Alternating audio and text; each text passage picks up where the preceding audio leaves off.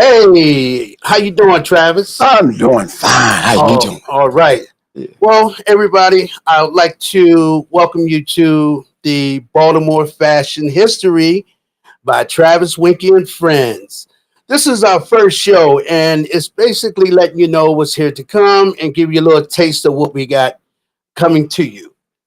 Travis, how you doing Yeah. today? I'm doing fine, man. How you You looking doing? good, man. You looking good. I'm trying to keep up with the gang. Well, Chad, you've been doing a lot, man. You've been receiving awards like crazy. I mean, Yeah. you've been getting fashion icon awards. People have been inviting you to speak and do all these functions and things of that nature. How do you do it all? You know, really, that's just my life as I know it. And I enjoy when people recognize me. Believe me, like nothing else, I enjoy that. Um, because they could be recognizing someone else. Hmm. So, and but there are a lot of the young folks out here and they need some kind of guidance. Not all of them, yeah, some of them, because I didn't even learn from a lot of young folks. You know what I mean? But I just think with my life as it is now, the rest of my life, I'll be always trying to do something for you kids. So you keep yourself involved in what's relevant. I keep myself relevant by always dealing with young people. Okay. So in the 70s, I dealt with young people in the 70s. Right. And in Right. the 80s, I dealt with young people in the 80s. Of course, I got to deal with older folks, Right. their mothers and their fathers and all Right. that, because that's knowledge. Right. I love just going to like old folks' homes and hear them talk Well, and what they're talking about and that kind of thing. well, how So, does? Well, yeah. I'm sorry. Mhm. Go Yeah. ahead. Go ahead. I'm sorry. So I like to just sit back and enjoy a lot of things like that. Great, great, great. Well, let me ask you a question. You've been doing this for eons. So, how Hmm. did you first start out? What made you decide to be a fashion guru, so to speak? Well, it really wasn't fashion in the beginning. As a kid, I was a good dancer, and I would dance in block parties and wherever met in the house. I just like to dance, and from that they started calling me Dancing Booty years ago now. And Dancing Booty just went off to like just Booty. And most of the people that knew me a long time ago, the adults did, most of the young people I was dealing with didn't even know my name was Travis. Wow, It was wow, always Booty, wow. for That's 100 crazy. years. That's crazy. But it was fun and I enjoyed it. But I love working with people in general, Wow. whether they're old or young, Wow. past, present, and future. That's great. I really, I remember hearing your story about how you used to. I think you were like 10 or 11, and how you used to get the kids organized, and you would have this fashion show in the backyards, and I could just picture that, like the Little Rascals. You know what I mean? yeah, Putting things together, and I know you like to compare yourself in your beginning from that time at that age to the Little Rascals. That's yeah. what kind of like made you decide to do, like how they had the cardboard box, how they used to make a race car of that. So you Mhm. used to think about fashion like that. Well, yeah, everything I thought about was like fashion, but at that time it was mostly dance Mm, when I was very young. And fashion was in it. The fashion come from me looking at television a lot. hmm. We seen the gangsters in those old black and white movies. Right. The men always wore suits and they looked dapper, They definitely did, especially that And generation. even the men on the streets, during those times, you don't see them wearing no tennis. They wore shoes, Right. alligator shoes, crocodile shoes. Right. So that was another time. Right. And what I did, I tried to do what was happening in the community. But I love dancing and fashion, and I used to always have a little group that I would dance with. Later on, it became a group that we went around and we danced. I was a go-go boy, and we danced on shows, and I was in a cage, and some of the girls was in a cage, you know what I mean? Dancing. You mean almost like the movie Austin Powers, when they showed that movie when the Austin Powers and the girls was in the cages dancing, Yeah, doing the yeah, go-go and we were stuff like go-go that? dancers. We That's were how it go-go was dancers. back then. Well, I don't know if it was like that so much because theirs looked really glamorous. Ours Right. wasn't as glamorous as that Right. was. But we looked a go-go guy, and then I really, really got into fashion behind television. You know what I mean? And my first show, of course, was when I was 10 years old. And I used my yard and the alley. You know what I mean? And the yard was my stage, Right. and the alley was the runway. You sent me And to I would tell. chalk it out with chalk. Remember years ago we Yeah. used chalk in school, and that would be my runway. And as far as the kids are concerned, it was just my friends in the community. You actually built a stage? No, Oh, no. okay. It was chalked out on the ground. Oh, okay. And all the parents they knew me, and they knew how I danced around this and that. So of course, when we put little flyers that we were going to do a fashion show, the kids was in it. The parents would come, and people sitting on fire escapes and on trash cans and standing all over the alley.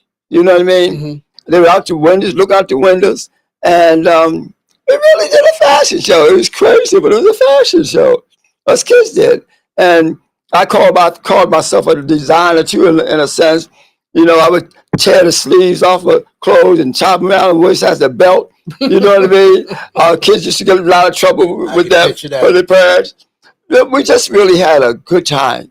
Well, you know, when you say that, you know, I'm just thinking, you know how when I was that age, I wanted to be a football player. Yeah. Or when I was that age, I thought I was going to be a baseball player or something along those lines. Yeah.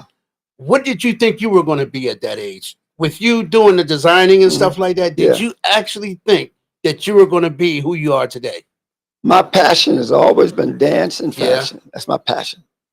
And there's nothing else that I'd rather do than that. Right. And that's all I've done all my life. Right. My father, my mother kind of understood it. Right. But my father couldn't understand. He was a carpenter. Right. And I got 7 brothers, 7 guys and 8 girls in my family. So my father really told all of us, and said or taught all of us, that at some point have your own business or work for somebody. Get sisters, get a good husband that don't mind working and that kind of thing. And So all my brothers worked with my father. Right. But I was the only one in the family that would not work. So your family instilled those type of morals and principles. Oh yeah. Into every last one. Yeah, my mother and father had the 15 kids, and they was with us all so our they lives. didn't think you were slacking or trying not to be a career person or going to be a doctor or lawyer. They didn't look at you like that when you started messing with designing and stuff. No, when I started with the business and getting things together, my mother understood that, but my father, what is this boy do? All he wanted to do is dance and do fashion. Right. You couldn't understand that. The first job my father, I'm telling you about the job my father got me. I was about 14. Right. And he knew the people at this plume factory. And he's going to get me a job. You know what I mean? Because he had tried to get me jobs before that, and I would never do them. I'd get beatings. And so I had to go to this plume factory. He took me there. Went to the plume factory, and I was going to work out there. The man told me what I had to do all day long and stuff like that. And so I was on the assembly line like everybody else was. And I was saying to myself, I'm not going to do this. That's what I said to myself. How can I get out of this? I'm not doing no round. I'm a fashion man, So only thing I could come up with is to fall out. Wow. Now mind is a plume factory. So whole floors are red. I mean, look like blood. And I said, this is perfect. So what I did was I just fell out on the floor. Or the redness got all in the clothes, so they didn't know if I was bleeding or if it was red or whatever. And people tried to wake me up, and I wouldn't wake up. So you fainted because you saw all the red and all that stuff. It wasn't because of the red, it's because I didn't want to work. Oh, so that was your way of just saying, with it. So I fell out on the floor, and they were calling. They were going to call the police. I mean, the ambulance, and the boss said, call his family, call his father. But they tried to wake me up for about 20 minutes. But I knew they was trying to wake me, but I just faked it out. I faked it out. Well, you good. So when my father did come, and he got there, and he walked up there, and he said, and they said, come on, your son, we don't know what's wrong. We need something, need to call the ambulance or whatever. Yeah. And my father went up there and said, ain't a damn thing wrong with that boy. He said, get up off that floor. Heck no. And I was scared of my father. Wow. And he said, you better get up now. I'm going to beat you for all the people. So I got up. And all the people said, so it really wasn't nothing wrong with me. Right. and he beat my butt right in front of all those people. Well, that's great that you explained that because Yeah, children, right, sure. are that watch this, and they see that this guy made it to this level, and he thinks just like I think now. These kids are looking at you, and when they hear that story about you Mhm, being young, mhm. that's inspirational to them. How do you feel about that? Well, everywhere I go, I talk to kids. Right, Find something that you love doing. right, Find that thing that's got a passion in your life. right. And when you find that something, do it all the time. Do it all the time. You know what I mean? And then you get your mindset that you're gonna work at that all the time. Right. And all Like I did, practice makes perfect. I worked in fashion, Hmm. and I worked in doing little shows and putting shows together. Got my own little troupe together, and we started doing shows and free, and later on they started paying us for them. But before that, one of my first shows I was a part of the Avengers Karate Club Hmm. in Baltimore, Riley I was gonna talk Hawkins. about that. Yeah. And what Riley and them did was, I was real good at what I was doing. I wasn't no great guy at the stuff. I only got you a brown belt, but I had the guys in the karate club. I was putting them in my fashion shows. I said, "Come on, I'm gonna do a show. I need you in there." Oh, okay. So, well, whoever I could find, and it became very popular. I did that for years, Right. and we did it in Baltimore. And as it got better and better and better, people started getting me in Washington, and Philadelphia, started going up New Jersey. So I found my passion. And kids out here, if they can find their passion, you can do whatever that passion can be a Mm. job, no matter what it is. I remember they said it was a man who started a business with rocks, selling rocks and stones.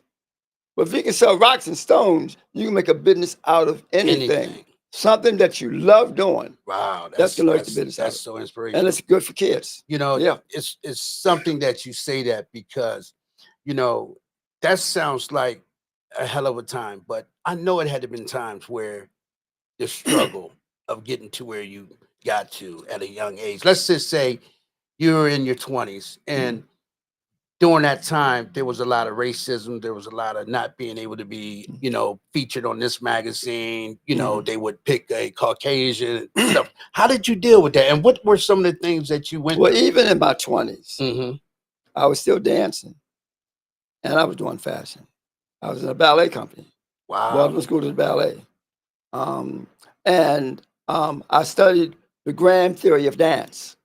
Mm. And in the daytimes, early days, whatever, I'd be going to dance school, Wally Saunders Dance Studio, way out there in Ricestown Road.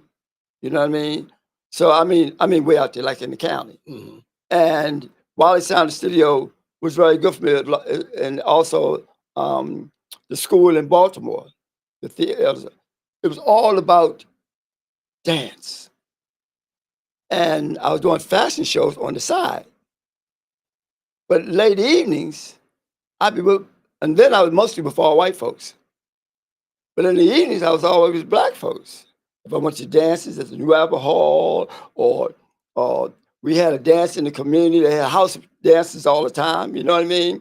So I was with blacks mostly, like in the evenings, and the whites I was studying So my craft, let which me was ask you my a passion. question. Yeah. Because your your role in fashion is a precarious one because you are like a whisperer, like a model whisperer. Like they had a horse whisperer, dog whisperer. You Yeah. whisper in these models' ears, and you teach them how to walk the runway along with the males. So, how did you come up with that idea to teach models and to be able to have the experience? Because you started young, Mhm. but you used to model and all that. Mhm. But what made you decide to make a business out of, teaching people how to have ethics? I mean, not ethics, but what is it that you used to teach them again?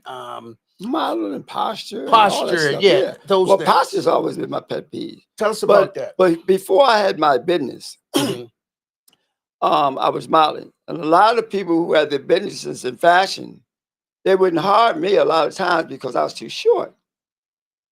but I wouldn't let that stop me. I got real good and very popular dancing, and then people hired me for fashion shows because I was popular, not because I could do Right. fashion that well. Okay. But there was a lady by the name of Connie Ross who I was doing shows with. And there was Willa Bland and there was Flair Studio. There was a lot of them. But Connie Ross took me under her wing. She even had me teaching modeling at her studio because I had a theory. I started getting my own theory together. And so she's the one that said, Travis, and I told her I wanted to start a business, but I was going to start a dance business. And she's the one that encouraged me to stay with fashion because she knew that's what I love the most. And were there days where you decided I don't want to do this when it came to picking that particular niche? Because you had a niche. That's a niche. Yeah. You don't find people out here that are teach you posture and all those things for modeling. You don't see it. You don't hear about learning posture and how to carry yourself and things when you think of modeling. Yeah. So when you brought that to the table, that pretty much raised the bar, didn't it? Well, you know what thing? It's just something that I've never thought about doing anything else in my life. As far as a business, it was the fashion. And I knew what I wanted, and I was good at it. At the same time, I was doing choreography for singing groups, like singing in Baltimore with the Frank and the Spenders, the Whatnots. Marvin has the Blue Notes. yeah, a lot of them in Baltimore. Right. And then the Frank and the Spenders put me into, had me work with them, and they was working out of All Platinum Company in New Jersey. Okay. In Inglewood, New Jersey. And that's where Ray Goodman and Brown was. It was called The Moments at the time. Yeah, Ray Goodman and Brown. And they picked me up from me choreographing for the Whatnots. I ended up starting choreographing for the Moments at that point. Right. And later on, when I was with them, that's when they went to Ray Goodman and Brown. But so, I mean, it's always been there. You know what I mean? Even when I was doing the choreography, we would go for Ray Goodman and Brown. They had another group that was in jail. And I used to go to the jail to groom them and help them with choreography and stuff because they were coming out soon. They were doing shows in jail, but they're coming out soon. I even stayed in jail, Galway State Prison in Jersey, I think in Jersey. You stayed at the jail? Yeah, I stayed overnight 2 or 3 times. Overnight 2 or 3 times? Yeah. Wow. Yeah, in Things the jail. are totally different, ain't it? And so, you know, I just got very popular doing that. You know what I mean? And I never ceased to stop doing what I was doing. Right. Everything in my mind was all about passion. Wow. It was fashion. So with that, I would go to other places to modeling schools and look and see if they're doing and stuff. You know what I mean? On the television and people dressing and how they act and stuff like that. And I always got, even when I was young, had to the point where I was going to walk a certain way. I was going to, you know, walk like I was 6 feet tall. Right. I was always the shortest guy in the fashion shows, but I got over because I got real good at it. You know what I mean? My passion would not let me do anything else but that. Wow. You know what I mean? So from those old days, it's taught me to be, first, you have to have yourself together in terms of how you live yourself. Right. Way back when I was a teenager, I said I would never drink, never smoke, never get high. Wow. And I was in 2 fraternities. I was in 2 fraternities where they was drugging, they was doing everything. All the guys I hung up was in the neighborhoods.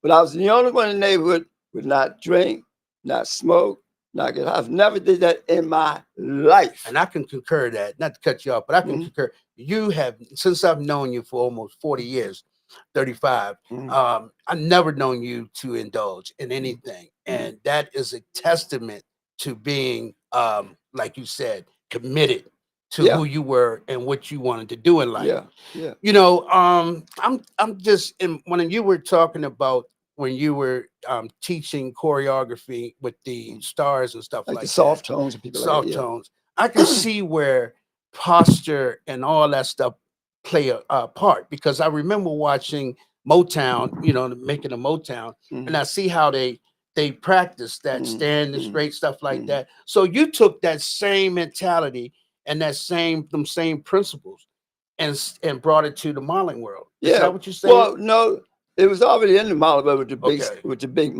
time models. You Right, know with what the I mean? big ones, right. But the grooming, you have to groom people.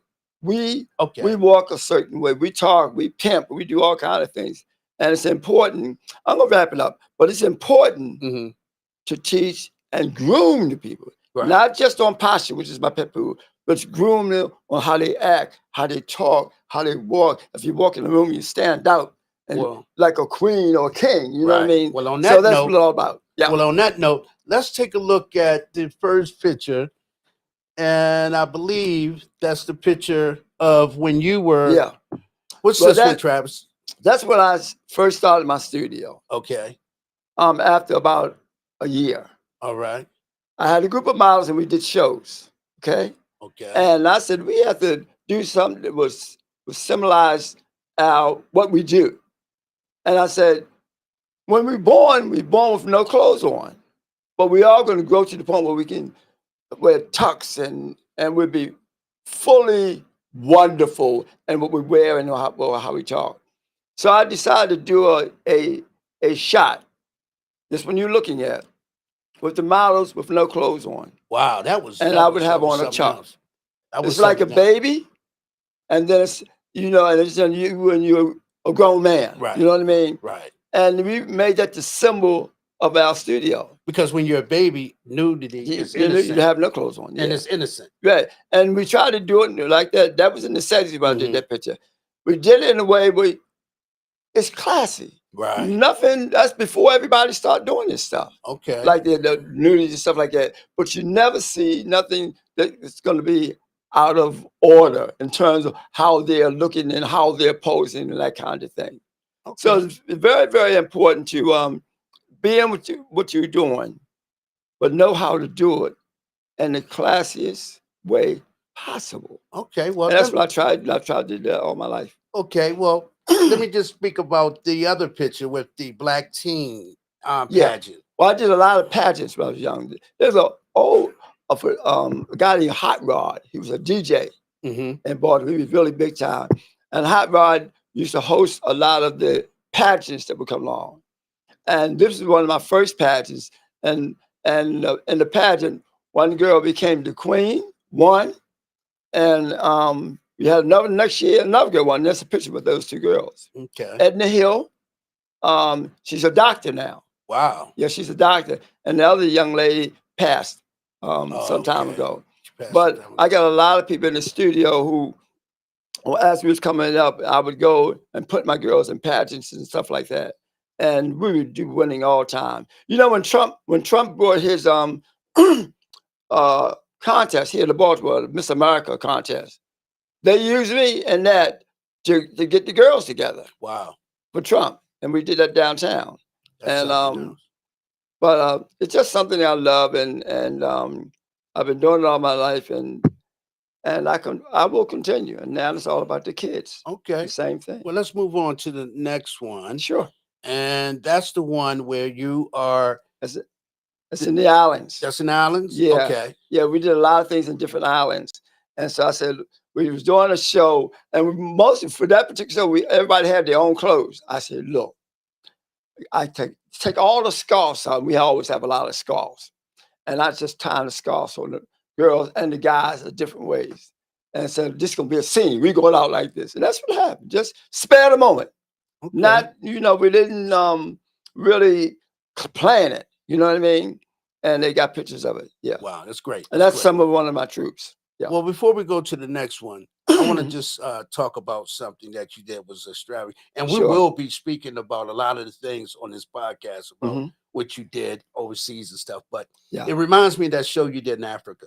And we'll talk about that later. Okay. But I'm Okay. just saying the Africa thing, man, Yeah. that was something else, And but that was later on. So Uh-huh. let's go with this last picture we have here.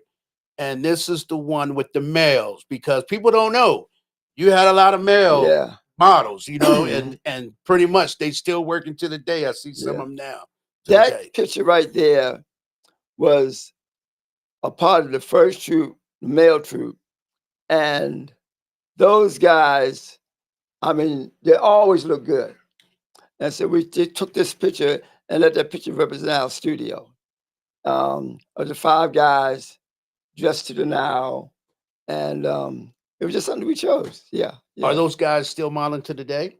yeah. How many on this passed? 1, 2, 3. 3 of those guys are passed. One guy was passed over in Paris. Mm. We were in Paris, and we used to call him Frenchie. He's in the back of the guy with the white shirt on and the tuck. And he died in Paris, and we was really, really sad because he came back to the United States, but then he loved Paris so much he wanted to go back. Okay. And so he lived in Paris about 2 years, and we found he died, and it was just a sad thing for me. The Well- other guy in the back too has passed, Okay. and darn, yeah, it's only 2 of them that is alive today. Right. But Yeah, that's not the core. That's just a few of the guys. yeah, that- yeah, yeah. Just a few of the I've guys. seen Yeah. at some of the award shows that you have gotten, I've seen a lot of the veterans that Right, came from right, working with you. Mhm. Before we go to the last picture, which is the competition that you have and I'm working with you on, Mhm. and I appreciate that. Mhm. I just want to say to you, Travis, this podcast here is so that you can educate, but at the same time, it's an inspiration to have someone like you share your time and share your history. Mhm.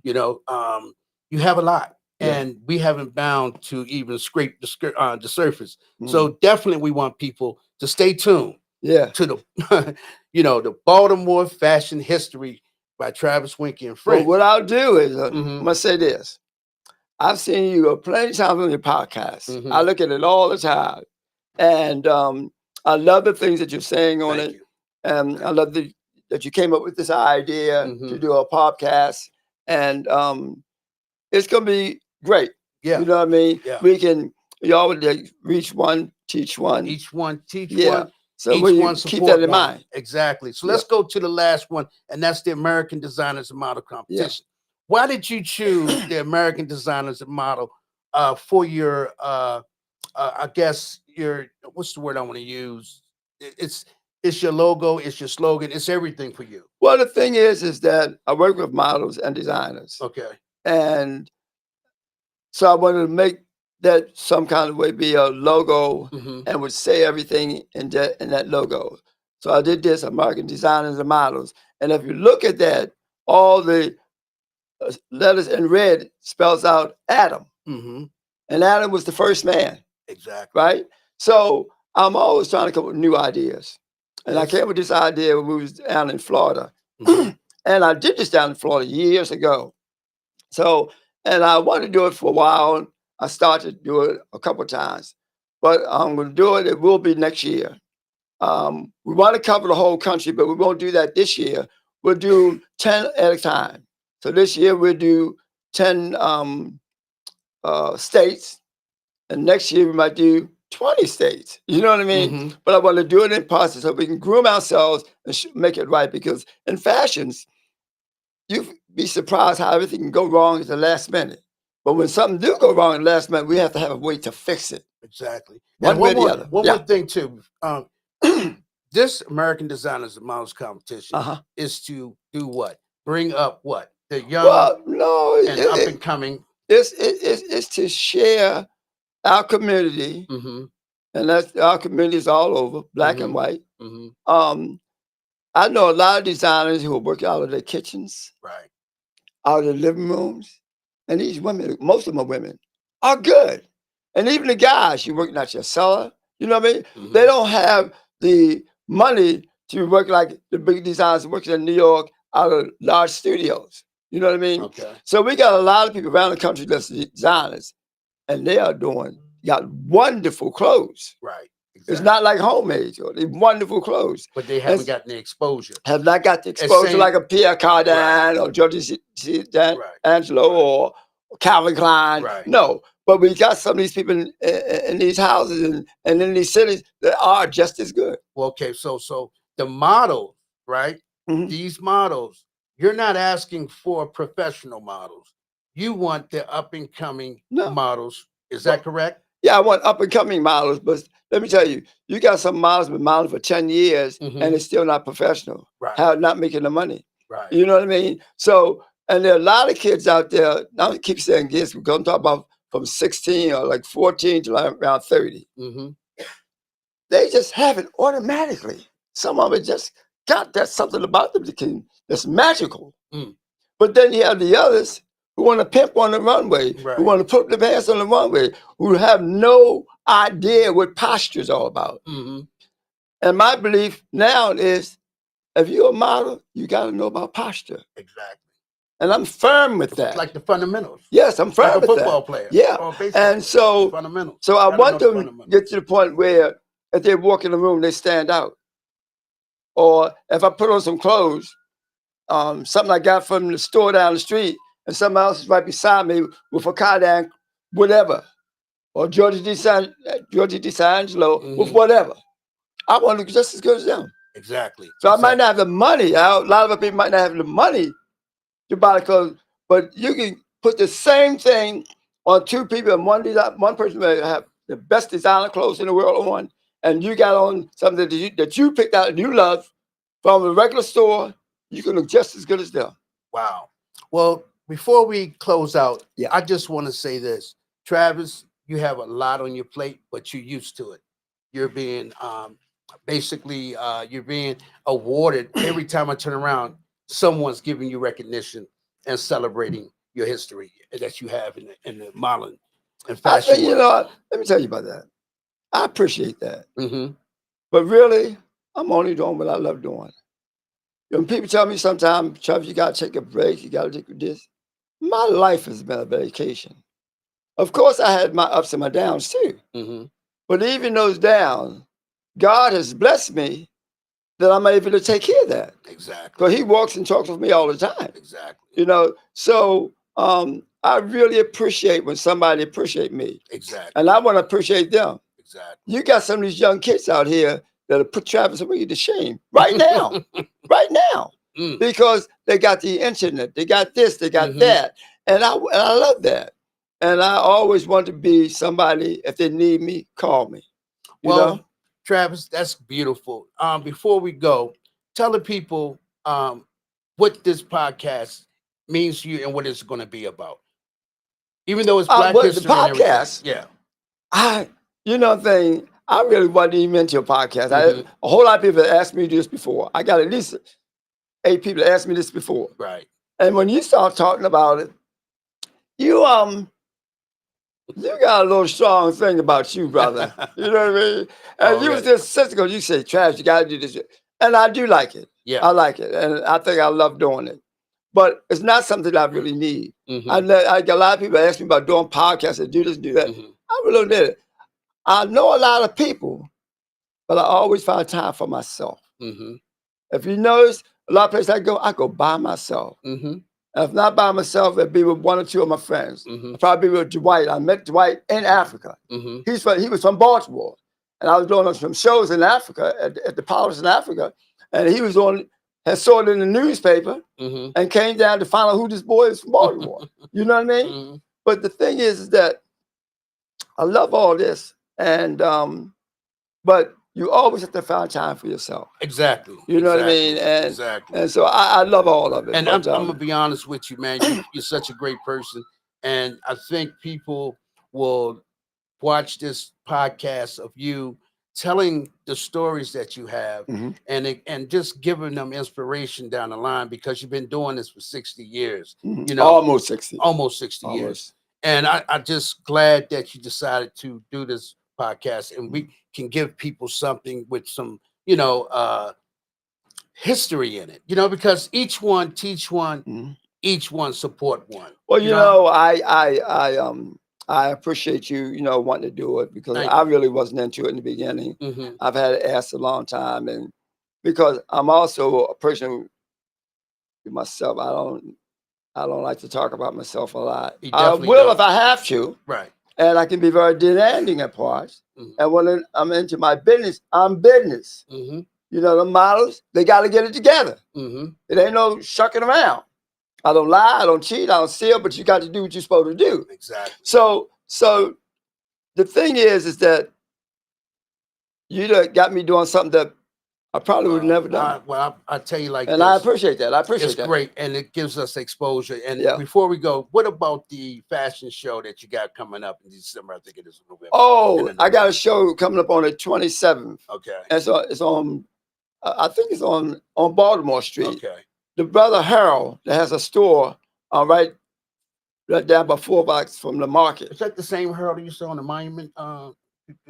Had like a monument. Well, he had a couple. He had a couple Businesses. stores, and he was just selling hats. I think in the beginning, Okay. but now he's got fabulous coats. Oh, okay. You know, for men and women, mostly for men, but men and women. Okay. And he's doing a show on the 20 7th. So on the 27th, so I'm gonna do that show downtown. And you got one coming up with Xavier, right? Yeah. Okay. We supposed to have one coming up too. Yeah. Okay. Good. So we working all the time. All right. And I'm having fun with it. All right. Well, everyone, we about to leave, and stay tuned for Baltimore Fashion History with Travis Winky and friends. Talk to you. Bye bye. If you need me.